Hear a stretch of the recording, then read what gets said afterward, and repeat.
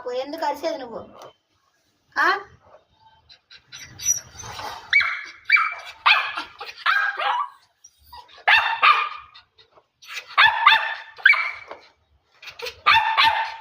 పనామ వస్తే అరవాలా? నువ్వు అరవాలా?